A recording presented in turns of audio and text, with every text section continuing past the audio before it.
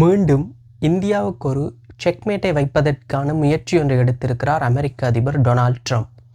ஆம், இந்த முறை சற்று என்ன சொல்வது, கடினமான ஒரு முடிவைத்தான் எடுத்திருக்கிறார். ஆனால் இது இந்தியாவை ஓரளவுக்கு பாதிக்கக்கூடிய ஒரு முடிவு போலத்தான் தெரிகிறது. அப்படி என்ன அந்த சம்பவம் நடந்தது என்பதை இந்த பகுதியிலே விரிவாக பார்ப்போம். வணக்கம், நான் உங்கள் சஜன் ராஜ்.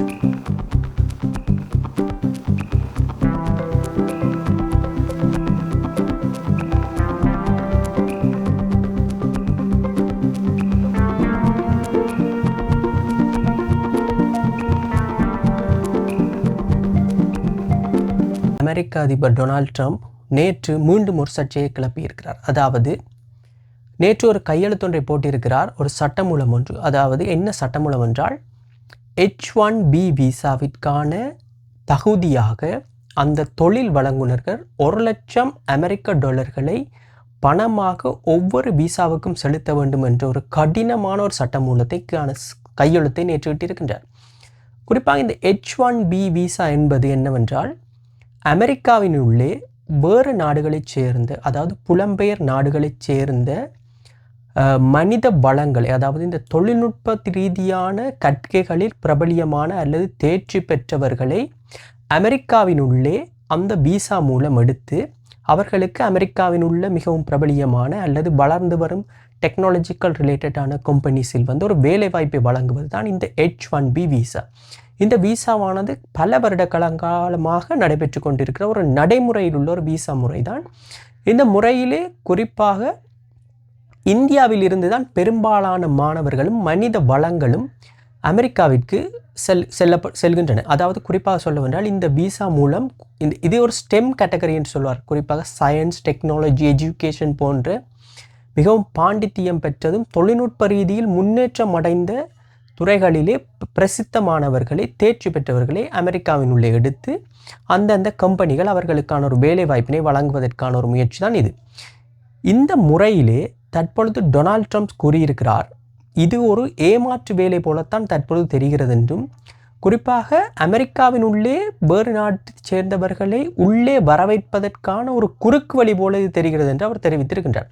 அதன் காரணமாகத்தான் இந்த சிஸ்டத்தை தான் சற்று இருக்கப் போவதாகவும், அதன் ஒரு முதல் படிதான் இந்த 1 லட்சம் அமெரிக்க டாலர்களை குறிப்பிட்ட அந்த தொழில் வழங்குனர் யாராவது ஒரு வெளிநாட்டவரை அமெரிக்காவினுள் கொண்டு வர வேண்டும் என்றால் செலுத்த வேண்டும் என்பது. இது ஒரு மிகப்பெரிய ஒரு பணத்தொகை. இது சாதாரணமாக மிகப்பெரிய கம்பெனிகளே யோசிக்கக்கூடிய ஒரு பணத்தொகை தான் இது. சாதாரணமாக ஒரு வளர்ந்து வரும் ஒரு நடுத்தர மட்ட கம்பெனிகளில் இந்த 1 லட்சம் ரூபாய் அமெரிக்கன் டாலர்களை செலுத்தி ஒருவரை எடுப்பது என்பது ஒரு சாத்தியமற்ற ஒரு முயற்சி தான். ஸோ டொனால்ட் ட்ரம்ப் இன்டிரெக்டாக சொல்ல வருவது என்னவென்றால், இந்த விசா முறைமையை முற்றுமுழுதாக நிறுத்தப் போவது போன்ற ஒரு தொனியில் தான் இந்த சட்டத்தை கொண்டு வந்திருக்கிறார். ஓகே, இந்த சட்டத்தினால் இந்தியாவிற்கு என்ன பாதிப்பு என்று பார்க்க போனால், இந்த H1B விசாவை பெரும்பாலும் பயன்படுத்தும் ஒரு உலக நாடு இந்தியா தான். குறிப்பாக சொல்வார்கள், இந்த H1 விசாவில் உள்ள கோட்டாவில் 70-75% அளவை இந்தியாவில் இருப்பவர்கள் தான் நிரப்பி விடுகிறார்கள். இந்தியாவில் இருக்கும் படித்த மாணவர்கள், படித்த அனுபவம் உள்ளவர்கள், இந்த துறைகளில் தேர்ச்சி பெற்றவர்களே நேரடியாக சென்று விடுகிறார்கள். ஒரு 75% கோட்டாவை, மிகுதி இருக்கும் 25% தான் உலகத்தில் உள்ள மிச்சமுள்ள நாடுகள் பகிர்ந்து கொள்கின்றன.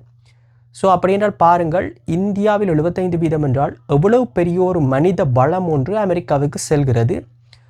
இதனால் இந்தியாவிற்கு இருக்கும் பாதிப்பில் மிக முக்கியமானது ஒன்று இந்த ஃபாரின் ரெமிட்டன்ஸ். அதாவது அமெரிக்காவிற்கு செல்லும் அந்த இந்தியர்களோ, இந்தியாவிலிருந்து வேலை செய்பவர்களோ அங்கிருந்து அமெரிக்க டாலர்களாக ஒரு பணத்தொகையில் இந்தியாவுக்கு அனுப்புகிறார்கள் அவர்களுடைய சொந்தங்கள், உறவுகளுக்கு. இது கிட்டத்தட்ட ஒரு 110 பில்லியன் என்று 2023ஆம் ஆண்டு கணக்கு சொல்கிறது.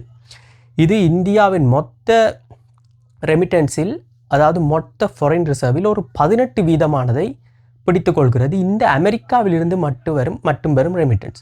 ஸோ தற்பொழுது இந்த H1B விசாவை டொனால்ட் ட்ரம்பின் அறிவுறுத்தலின் பேரில் நிறுத்த போனால் இந்த ரெமிட்டன்ஸில் ஒரு பெரும்பாலான ஒரு பாதிப்பு கொண்டு வருவதற்கான வாய்ப்புகள் அதிகம் இருக்கிறது.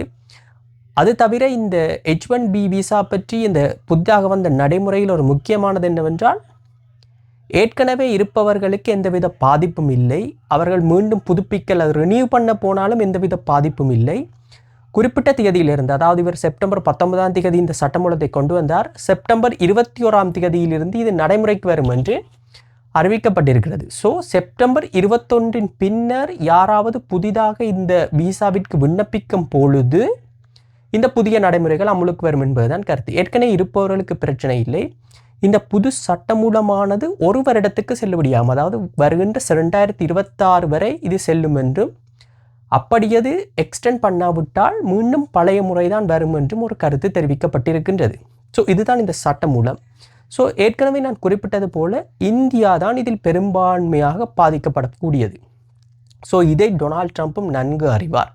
ஸோ அவர் இந்தியாவிற்கு ஒரு செக்மேட் ஒன்றை வைப்பதற்காகத்தான் இந்த சிஸ்டத்தை கொண்டு வந்திருக்கிறார் என்பதுதான் பொதுவாக அனைவருக்கும் தெரிந்த ஒரு விடயம். சிறு குழந்தை கூட இது தெரியும்.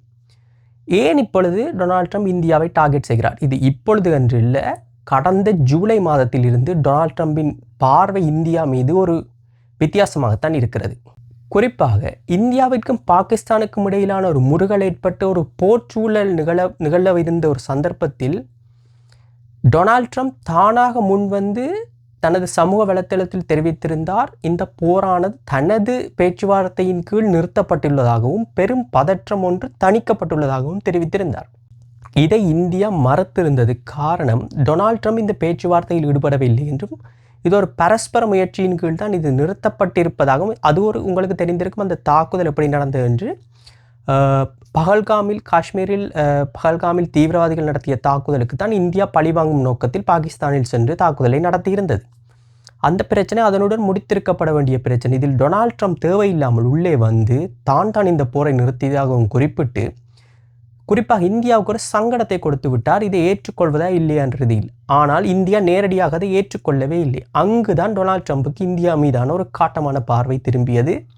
அதன் பின்னர் அவர் எடுத்து வைத்த ஒவ்வொரு அடியும் இந்தியாவுக்கு எதிராகத்தான். குறிப்பாக பாகிஸ்தான் இராணுவ தளபதியை அவருடைய விருந்து பிரசாரத்துக்கு அழைத்திருக்கிறார். பாகிஸ்தானுக்கான வரியானது 19%, அதே இது இந்தியாவிற்கான வரி 50%. யோசித்து பாருங்கள், பாகிஸ்தானை விட இந்தியா பல மடங்கு பொருளாதாரத்தில் ஒரு வளர்ச்சி அடைந்த நாடு. இந்தியா பாகிஸ்தானை விட ஏறத்தாழ எத்தனையோ மடங்கு பொருட்களை அமெரிக்காவிற்கு ஏற்றுமதி செய்கிறது. குறிப்பாக சொல்ல போனால் டொனால்ட் ட்ரம்ப் இந்தியாவுக்கு சார்பாகத்தான் ஒரு முடிவை எடுத்திருக்க வேண்டும். பொருளாதார ரீதியாகவும் நேர்மையாகவும் அவர் இந்த விடயத்தை கையாண்டிருப்பார். ஆனால் அவர் அப்படி கையாளவில்லை. இந்தியாவுக்கு எதிராகத்தான் தனது முயற்சிகளை எடுத்திருந்தார். அது தவிர அண்மையில் ஷங்காய் கோஆபரேஷன் மாநாட்டில் இந்திய பிரதமர் மோடி, ரஷ்ய அதிபர் புட்டின் மற்றும் சீன அதிபர் ஷி ஜின்பிங் இந்த 3 பேரும் ஒன்றாயிருந்ததை கண்டு ட்ரம்புக்கு மேலும் எரிந்து விட்டது. அதைத்தான் அவர் தனது சமூக வலைத்தளத்தில் தெரிவித்திருந்தார். தாங்கள் இந்தியாவையும் ரஷ்யாவையும் சைனாவிடம் இழந்து விட்டோம் என்று சொல்லி ஒரு பிரேக்கப் ஸ்டோரி போலத்தான் அந்த கருத்தை அவர் தெரிவித்திருந்தார். தற்பொழுது டொனால்ட் ட்ரம்பின் முயற்சிகள் அனைத்தும் இந்தியாவுக்கு எதிராகத்தான் இருக்கிறது. இதை எப்படி இந்தியா கையாளப் போகிறது என்பதுதான் மிகப்பெரிய இப்பொழுது இருக்கும் பிரச்சனை. ஏனென்றால் இது அமெரிக்காவுக்கும் ஒரு பாதிப்பு. என்றால் இந்தியாவை தவிர்த்து விட்டு உலகத்தில் எந்த ஒரு நாடும் சர்வை பண்ணுவது இனி வரும் காலங்களில் கஷ்டம் போலத்தான் தெரிகிறது. ஒரு காலத்தில் சொல்வார்கள் சைனா இல்லாமல் இருக்க முடியாது என்று சொல்லி, அந்த நிலைக்கு இப்பொழுது இந்தியா வந்துவிட்டது. என்றால் மனித வளத்தில் இந்தியாவை மிஞ்சுவதற்கு எந்த ஒரு நாடும் இல்லை உலகத்தில். ஸோ இப்பொழுது இந்தியாவின் தேவை பெரும்பாலும் அனைத்து நாடுகளுக்கும் தேவைப்படுகிறது. ஸோ இதை டொனால்ட் ட்ரம்ப் ஒரு பர்சனல் ஆகத்தான் இதை கையாண்டு கொண்டிருக்கிறார். ஒரு அரசியல்வாதியாக, ஒரு அதிபராகவோ இதை கையாளவில்லை போலத்தான் தெரிகிறது. டொனால்ட் ட்ரம்பின் ஆட்சி மாற்றத்தின் பின்னர் இந்த இந்தியா அமெரிக்க உறவு சீராக அடையும் என்று தான் பொதுவாக கருத்துக்கள் தெரிவிக்கப்படுகின்றன. ஸோ தற்பொழுது பொறுத்திருந்து பார்ப்போம், இந்த விசா பிரச்சனை என்ன மாதிரியான ஒரு ராஜதந்திர ரீதியில் தீர்க்கப்பட போகிறது, இரு நாடுகளும் இதை எவ்வாறு சமரசப்படுத்திக் கொள்ளப் போகின்றன என்பதை வருங்காலங்களில் நாம் காணலாம். மீண்டும் இன்னொரு காணொளியில் உங்களை சந்திக்கிறேன். நன்றி.